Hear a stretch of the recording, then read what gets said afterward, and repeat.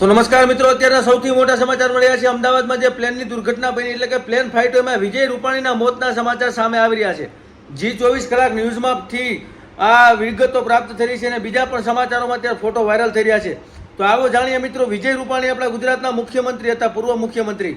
હાલ તો પટેલ સાહેબ છે, પરંતુ મુખ્યમંત્રીનું મોતના પણ સમાચાર, સાથે સાથે બીજા પણ 3-4 મુખ્યમંત્રી છે, જૂના મુખ્યમંત્રી, સાથે બીજા પણ નેતા હતા. આમ કુલ મળીને 256 લોકો હતા.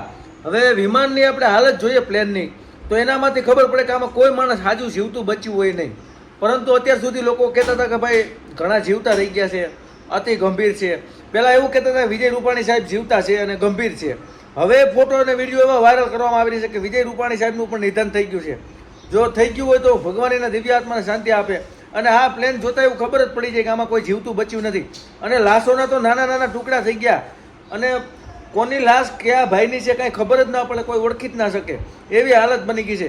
ભગવાનને પ્રાર્થના કરો કે આની દિવ્ય આત્માને શાંતિ મળી જાય મિત્રો, અને વધુ લોકો સુધી આ વિડીયો શેર કરી દેજો, જેથી બીજી વાર આવી ઘટના બને તો પૂરેપૂરી તકેદારી રાખે. બાકી તો જો આખો અમદાવાદની બધી આર્મી પૂગી ગઈ છે, ફાયર ફાઇટરો, ડૉક્ટરની ટીમો, 108 તેમજ બધી પ્રાઇવેટ એમ્બ્યુલન્સો અત્યારે ત્યાં ખડકુલા ગોઠવી દેવામાં આવ્યા છે. તો મળીએ નવા વિડીયો સાથે, ત્યાં સુધી બાય બાય, જય માતાજી.